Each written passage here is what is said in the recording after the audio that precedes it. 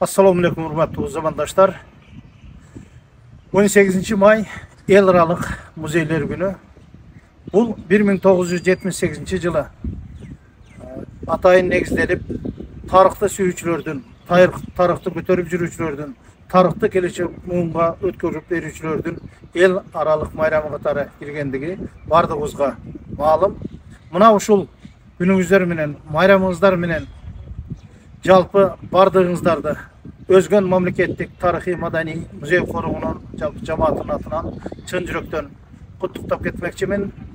Эли журтубузда тынччылык, ынтымакчылык, берекет, окчулук, бейпилчилик болсун. Жалпы мамлекетибизде оомат, дөөлөт, сөөлөт өкүм сүрсүн. Элибиз тарыхты сыйласа, журтубузда тарыхый маалыматтарыбыз армын болсо, биз дагы Кудай буйрса өнүккөн, өскөн дөөлөттүү мамлекеттердин катарында өз тарыхыбызды көтөрүп жүрөбүз деген ниет тилегибиз бар. Дагы бир жолу байрамыңыздар кут болсун. Ар дайым жакшылык күндөрүбүздү көбүрөөк белгилеп, көбүрөөк байрамдайлы.